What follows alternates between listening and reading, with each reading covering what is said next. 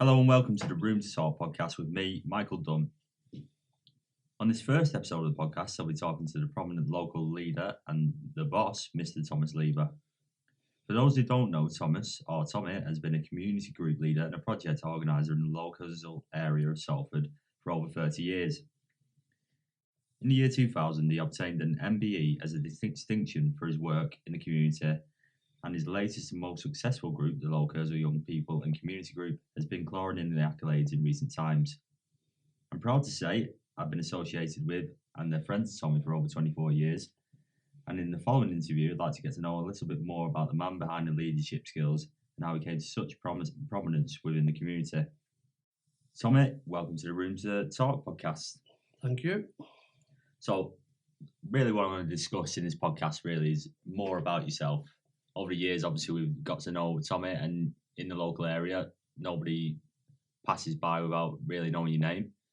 But I would like to know a little bit more about you. So, if we can, I'd like to start from the beginning. So, I'm aware that you had quite a large family growing up. What was it like for you in that family? Can you give us a bit of an idea of what it was like for you growing up? It was very tough. I come from a very poor family. We didn't have anything. We had nothing. We were very poor. What I didn't like when I was a young lad, that a lot of people in our area at the time, or part of our community, used to look at us all the same. I mean, obviously I had a couple of brothers that were naughty and sisters, etc. But I used to think I was a good lad, but we were all tired of the same brush. And that used to upset me. We didn't get invited to a lot of parties because we couldn't afford presents and cards. I never forgot that really, and they didn't really respect us as a family or people.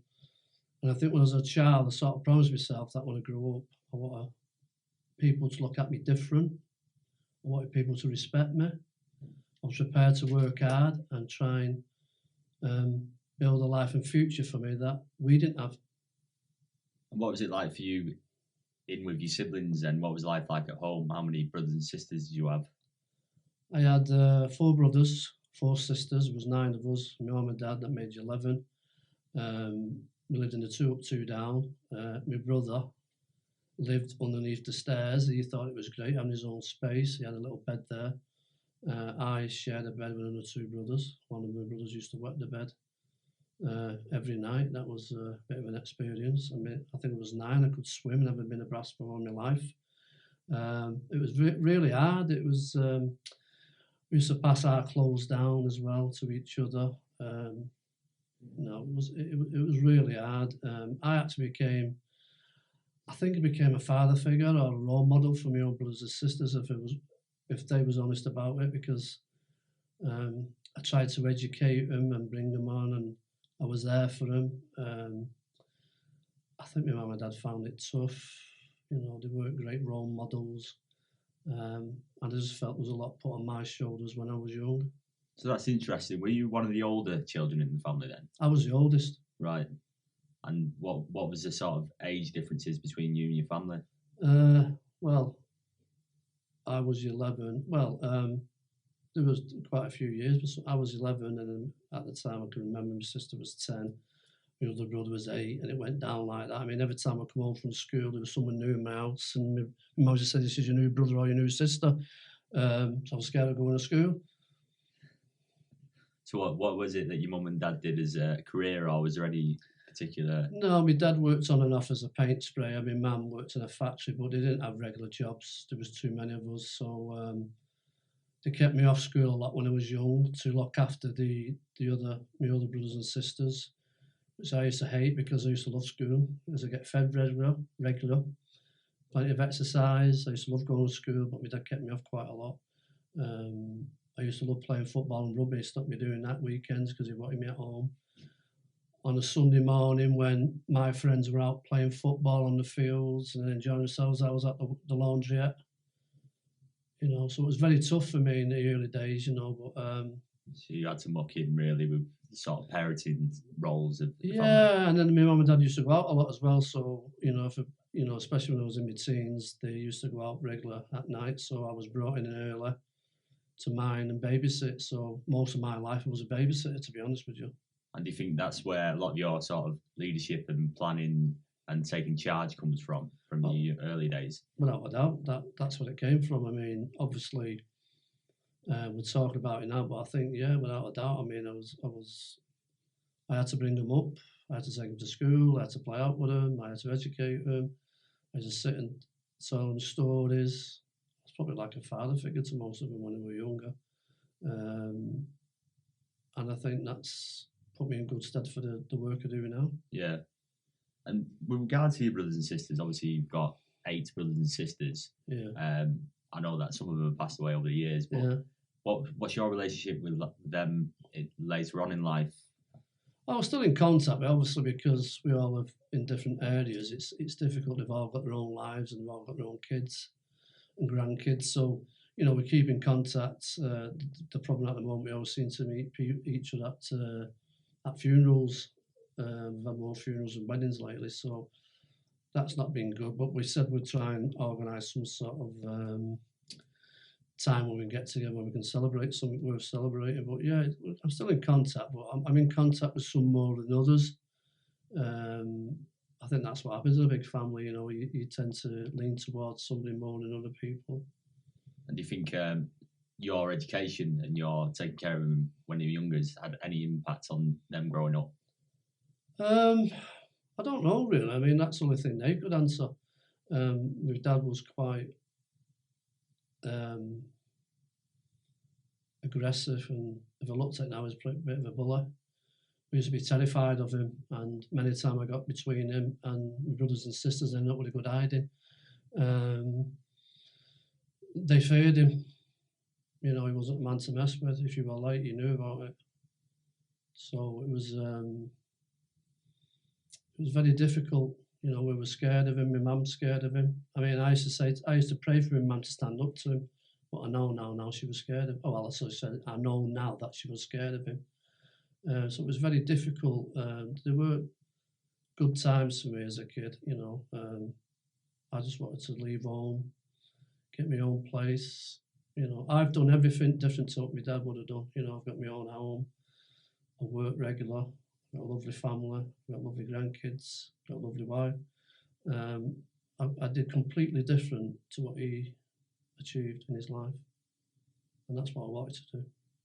So, thinking about your role models as a youth, do you think there's anyone that stood out for you that sort of helped you through your younger age, instead of that you could sort of latch on to as somebody you can say that's what I want to be when I'm older? Oh, without a doubt. I mean, that's what got me through life. I mean, my dad wasn't a role model. He did everything completely wrong to what I used to say to him. It's sad this. I used to think I was hoping I was adopted. I thought, this can't be my family. This can't be my life. This can't be me.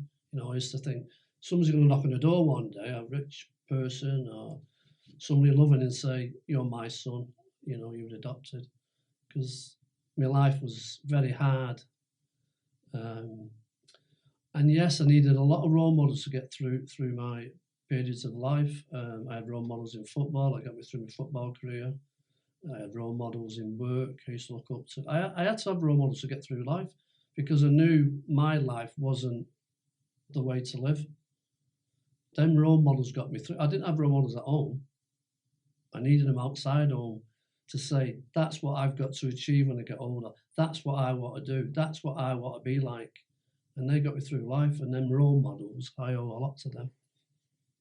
So is there anyone in particular that you can stick out in your mind that you think has helped you through life when you were younger?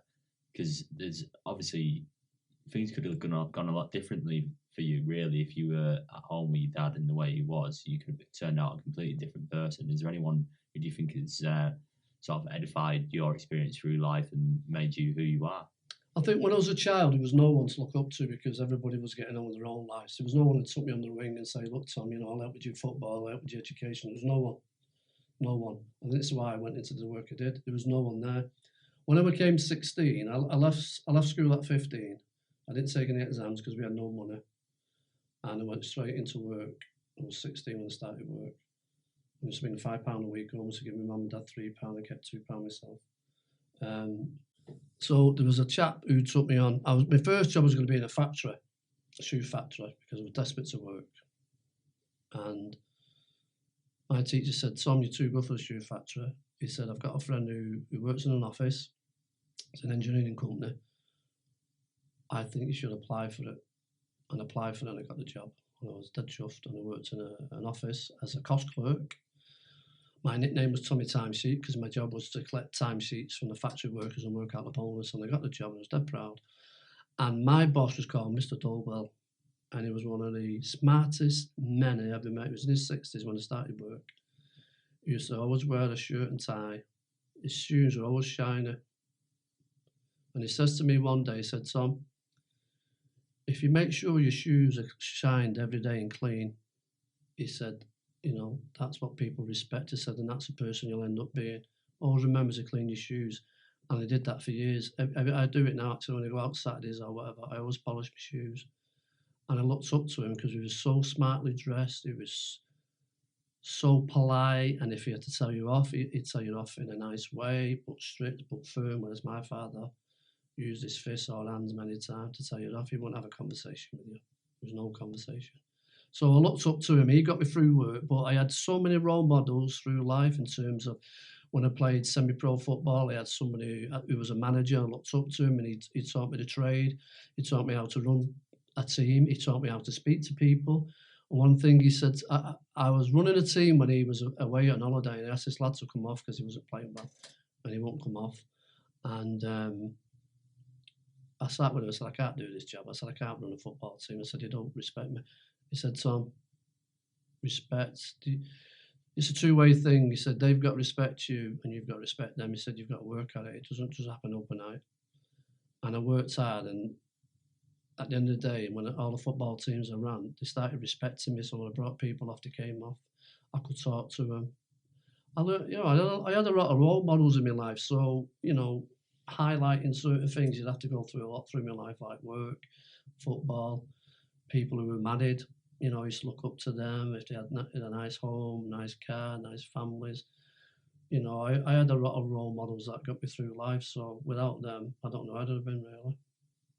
So that's quite an interesting thing then. So you look at the perspective from when you were younger in terms of married people, what you look like. Basically, in your mind, you had an idea of what success looked like and what a happy life looked like. Was there anything that when you were younger in terms of jobs or the picture in your mind of what a good life could be like? What was a dream for you when you were growing up? Well, the dream for me was, like I said, completely opposite to my dad. One, go out and get a job, earn money, earn respect, get people to know you, work hard. You only work hard. If you work hard, you can achieve anything, I always think. And that's what I wanted to do, was to get a job. My dad wasn't working when I got a job at 16. He did die young. He died at 52 because he smoked a lot and drank a lot. But I went to work at 16, and I've been working ever since. So that was my dream, to get a job, work hard, get money, buy my own place, meet a nice lady, which I did with Leslie, my wife, have a nice family. I sat and educated them when they were kids, like it's doing with my brothers and sisters. To be honest with you, they've all got fantastic jobs. They've all got their own homes. I'm so proud of them. Don't worry about them. Talk to them just natural, like we do, like me and you were talking now. So it's just a matter of working hard and then achieving. But going back to what you said, I just remembered something then. When I was young, I met a neighbour of mine. I'd not seen her for 50 years. And we had a conversation, and she said, oh, you've got an MBE now? I said, yes, I have. She says to me, who would have thought it? A little scruffy lad from Ivy Street would become an MBE. And that's stuck in my mind because that's what they thought of us, or thought of me, because I was part of that family. And today, I don't look at people like that. If somebody comes from a poor family, it doesn't mean that person's bad or there's something wrong with them. It's just that it's hard times, and that's why I went into this work. So for you, the dream wasn't really a particular career. You wanted to get out of the situation that you were in when you were younger. You wanted to see the social mobility within your own life. Yeah. You didn't have a particular career. There's no job out there that you wanted to grasp hold of and that you think you could sort of steer towards. it was just essentially moving up the ladder, making sure that you had a family that were better than, or were able to cope better than what your family did when you were younger? Yeah, without a doubt, the idea was to get out of my environment. I was living in a house that was poor, with not enough room to bed us all. My idea was to get into a job and get some money and get out. And that's what I did. I went into an engineering job for 10 years before I got made redundant. I was 26, 27 and got made redundant, but by then I was married and had my own house. But this type of work, it was just by accident that I got into it. And do you think that's sort of advised by your own desire to sort of move up the social ladder in terms of from being quite a poor child from a poor family with not really any sort of way of getting out of it by yourself? No, you weren't at fault at home for the things that you and your family were going through. And then do you see that in the community around you? Is that sort of advised the way that you're able to work within the community? Oh, without a doubt. I mean, this day and age, you wouldn't think that children are still missing out on things, but they do, And when I came into this job, I wanted to put myself in that position that I came from a poor home. Would I have been glad if someone knocked on the door and said, look, come, we've got a youth club, it's going to cost you now, come in, or go on a trip, it'll hardly cost you anything, or come here, we'll put you on a course. I would have jumped at the chance. There was nothing at my age. I used to actually go to a church called St. James's Church where I got married, it's still there. And I remember being in the choir, we used to get 25 pence a week. And I just did it any way to earn money, any way to better myself, any way to educate myself. I didn't have somebody sitting me down that night and saying, right, who's the Prime Minister of this country now? When we saw the rugby league form, I had no one doing that. I did that to my own brothers and sisters. I did it to my own family. No one did that to me. My mum and dad never sat down and said to me, how are you feeling? What do you want to do for the future? How do you feel you can better yourself? Is there any way we can help you? I never had them conversations. And do you think there is a chance that had certain things gone well or otherwise for you, that the other career choices and your pathway in terms of sport, maybe even politics, as being a prominent leader within this community, have you ever considered moving out, and what would have been the circumstances that could have led you there? Well, I always wanted to play professional football. I think everybody does. I didn't think I was a bad player, and I was on the verge of playing. I actually started playing semi-pro. I was getting paid, well, I used to call them expenses, and I used to get paid £10 a game. But I badly injured myself. I was going home one day and I tried to walk across the road, and sometimes cars speed up for some reason, or you come faster than what you think, and I tried to jump over this barrier and missed the barrier with my hand, and I went over my ankle. I thought I broke it at first, but I ended my football career. So then I was asked to take running up, so I went into athletics. I did 4 marathons and I trained myself and raised money for charity. And I think, not knowing it then, I was building up to my future now. I had football experience, I had athletics experience, I had experience of working with young people, because if I go back to my family life, when I was 11 years old, I was probably the youngest football manager at 11, organising games at 11, and also training my local community at 11. And if I didn't turn up, if my dad kicked me away from a match on Sunday, the lads wouldn't play without me, they wouldn't go training without me. I think, looking back now, that was just a build-up of everything to what I do now. So from the early days, you were an organiser within the community? Oh, without a doubt, yeah. So obviously you mentioned that there was a little bit of bullying when you were younger. Were there any sort of friends that helped you through that during the time, or were you unable to spend time with those friends? Or no, I mean, even growing up in a kid, them days were hard. There were gangs and bullies in school. I've never been a fighter. I've always been a guy who used to talk to people, talk them down or calm them down or whatever. I always remember going to high school and I hated bullies, and one of my friends and another 2 lads had this lad's head down the toilet. And I said to him, what are you doing? And this other lad said, it's got nothing to do with you. I said, well, why are you doing it? It's got nothing to do with you, go away. I went, well, what are you getting out of it? And I spoke to him for about 15 minutes, and in the end he went, oh, get lost. And he walked out and left the lad. And that lad stuck with me all through high school. But the thing was, from going through him, I ended up with about 25 other lads looking for me because they were scared because the bullies wouldn't touch me because I wouldn't argue with them. I wouldn't give them an opportunity to throw a punch. I've had them in my face and I used to talk to them and they didn't like it. They waited for reactions and it got to that way. The bullies didn't bother me and everybody else used to follow me around like sheep. I always remember going in the racecourse hotel pub and I saw these two lads, and they were twins, and they were only like last time I saw them, they were 14, 15. And they went, "Oh, glad you're alive." And we talk about, you looked after us when they're both about 6'4" now and about 20 stone. And this one of them went, "This is Tommy Lever, and I'm telling you now, all you lot in this pub, if anybody touches him, you've got us two to deal with." And no one said a word, and I was a bit shocked he said it in the pub. But then it made me feel a bit proud that he remembers what I did when I was a kid. But that's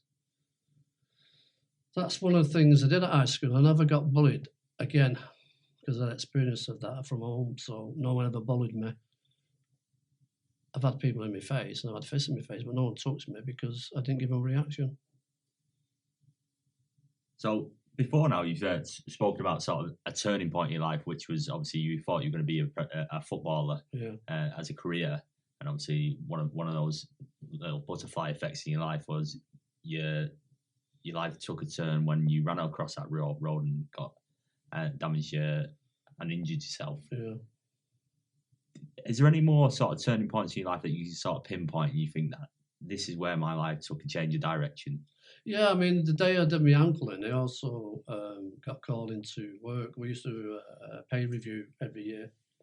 And I'd been at this job for 10 years. And to be honest with you, I think it gets to everybody where you feel confident and cushy and relaxed and you're not pushing yourself. And my boss brought me in and went, "How do you think you've done this year?" I thought, "Yeah, I've done pretty well, I like my job." And I did like my job. And he went, "What are you doing here?" I went, "Excuse me." He said, "What are you doing here?" Well, my first reaction was he wanted to get rid of me. He went, "What are you doing here?" He said, "You're better than this. You're in an office, you're filling in a book every day, bookkeeping, you're writing. You're better than this. Why are you here?"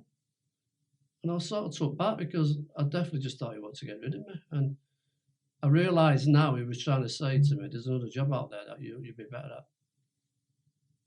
As it was, I got made redundant. The company shut down about a year after. And I realised what he meant, and probably this has been my forte since then. I had a couple of jobs after that, but I couldn't settle, and getting into this work, I think when I look at it now, I was sort of made for it in terms of my pathway was sort of made for me to go down there to this type of work, what things had happened to me. Do you think you're somebody who needs a push at certain times in a certain direction to be able to help you get to where you're going? I think I just think there gets a time in your life, and probably your life, you're doing a job and you feel happy and confident what you're doing, and you probably don't realise there might be another pathway there, but because you're bringing in wages and you've got a family and you've got a home, you just carry on doing what you're doing. Why would you want to leave that if you're happy? But sometimes people look at you outside and they can see that there's probably more potential in you to do something else. And I just needed something to happen to me, like what happened to me, getting made redundant, made me go into this type of work, And all the experiences that you've had throughout your life, you were saying obviously you've organised from a young age, at the age of 11, sports groups with people your own age, and then going into more sort of flexible ideas in terms of organisation within a company where you were doing Tommy timesheet and so on. Do you think that sort of helps you in the career that you've gained now? Obviously, the group's changed a lot over the years from being something that was a youth group where people come in, everybody would know where to go. They spend their leisure times playing snooker, playing football and things like that. And you've really adapted the new group into something that's completely different. Do you think that adaptability has helped you over the years? Well, it's helped me because it's helped me to change, but because the person I am, it's helped me because of the person I am. I still remember what life had as a child, and you've got to remember we're all in different situations now. Like yourself, you were lucky that you were brought up in your own home, and your mum and dad were there and you were working. I know for a fact with this job I do now, there's still children out there who probably still living the life I live. What they need is help and support. And groups like this can do it. It's building them relationships up with the family and then bringing them young people in to try and help them, because I didn't have that help. Youth clubs were emerging as I was getting older. The football teams, you had to join a pub team at 16, so there was nothing for me. But the young people in this area, because I live in here and they know most of the families, we can help them. We can bring, even if just bringing them into this building, doing cooking or doing a bit of podcasting or taking them out on a trip. They're getting more than what I got. I didn't go to Blackpool till I was 21 years old. Never been to Blackpool. My days out were on the park with a bottle of pop, we were lucky, or a bottle of water, with somebody else's ball, kicking a ball. That day were my days out. Every day was the same to us. There was no such thing as bank holidays to us because we had nothing. We didn't go anywhere. There was nothing planned. We never went on holiday together. We never did anything together except live in that house and go to bed and go to school. So I'd take nothing for granted. And it was only a couple of years ago that we set up a Blackpool trip here, that we took a family, well, a couple of families who've never been to Blackpool. So I don't assume anything, I mean, taking them families, I felt proud because, they were doing stuff that I'd never done at their age. So taking them to Blackpool and achieving that was a big thing for me.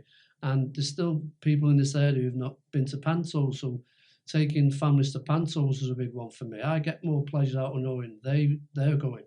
I didn't get that. Someone has said to me when I was 12, 11, we're taking to Blackpool or a Panto, I'd have been so excited I would probably went to sleep. But yeah, you've got to realise, because we're in the situation now where we've got good lives, you've got to remember there's people worse off than us. And lastly, so how do you keep that fire burning? So how do you maintain the desire to make a change for people in this community? Well, obviously, we're having younger people coming into the group like yourself and young Sean and a few other people. I adapt to use in terms of your changes, how you think things should go. I'm just happy to work with families because my experience will be that I know what some of these young people are going through and children. So I can experience if they come to me and say, look, I can't run a show, I've got no money. We don't turn anybody away, because I had that problem. We don't turn anybody away from this group who've got no money to do anything. We get them on the trips, we get them into Pantos, we get them into education and qualification. We don't turn anybody away because, as far as I'm concerned, this group is giving them young people the support I didn't get. And on that note, I think it's a very nice place to leave it. Thank you for joining us today, Tommy. Tommy Timesheet, Tommy's group, synonymous around the community, and that scruffy little kid with an MBE. Thank you for joining us on Room to Talk podcast. It's a pleasure. Thank you.